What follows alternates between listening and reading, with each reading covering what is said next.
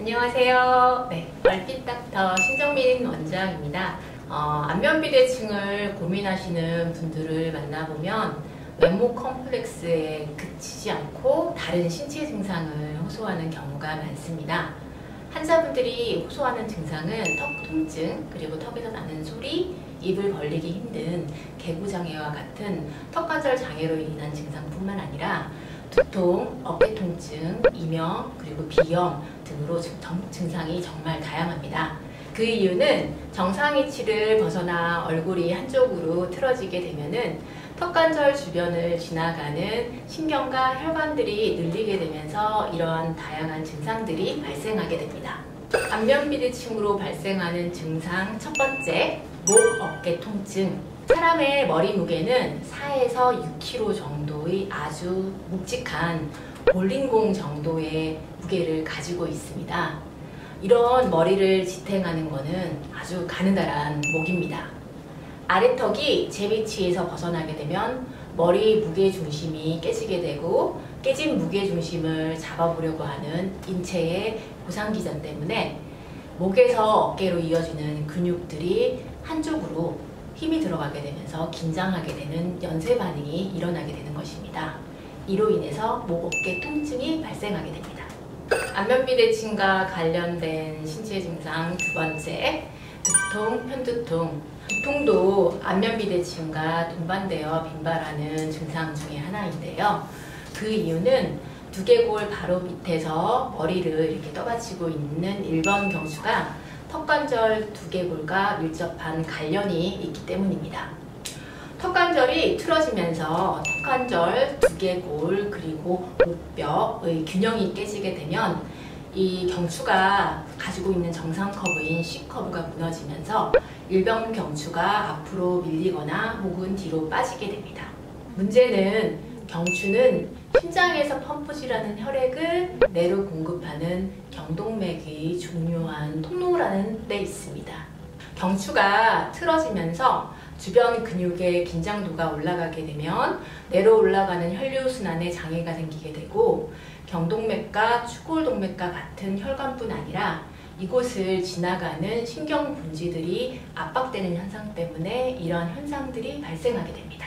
이로 인해서 두통이나 어지러움증과 같은 증상들이 나타나게 되고 좌우 두개골 표면의 긴장도의 차이가 발생하게 되면서 편두통이 생길 수도 있습니다. 안면비대칭으로 발생하는 신체 증상 세 번째, 기가 울리는 이명. 새끼손가락을 양쪽 귀 속에 넣고 입을 벌렸다 다물었다 이렇게 하면 입을 다물 때 손가락 끝에서 조이거나 탁 치는 것이 바로 하악가두인데요. 이런 증상이 있으면 턱관절 장애를 의심해 볼 수 있습니다. 이때 손끝에 부딪히는 것이 턱쪽 끝에 있는 하악가두와 만나는 턱관절이랍니다. 바로 이 부위가 하악가두이고요.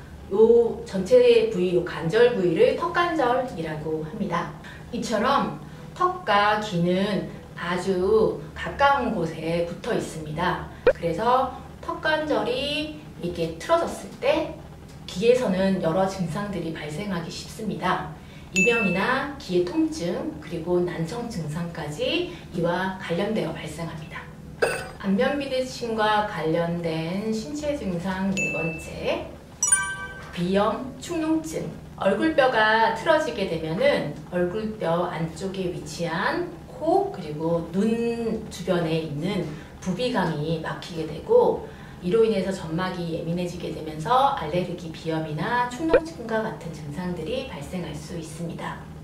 안면비대칭과 관련된 신체 증상 다섯 번째, 만성피로 증후군. 안면비대칭이나 턱관절 장애를 가지신 분들 중에 절반 가까이가 충분한 휴식을 취함에도 만성피로 증상에 시달린다고 합니다. 얼굴뼈가 틀어지게 되면 신경과 근육의 불균형 현상이 생기기 때문인데요. 턱관절 주변에는 무수히 많은 신경과 혈관이 지나갑니다. 이 신경과 혈관, 림프계가 경직된 근육에 의해서 압박을 받게 되면 그 영향은 턱에서 끝나지 않고 신경계의 신호 전달 체계에도 문제가 발생하게 되고 그래서 인체를 통제하거나 조절하는 기능에 문제가 발생하게 됩니다. 이로 인해서 만성 피로에 시달리게 되는 것입니다. 단순한 얼굴 위치의 변형으로만 생각되었던 안면비대칭, 우리 몸의 건강 이상을 만드는 원인일 수 있다는 사실을 잊지 마세요.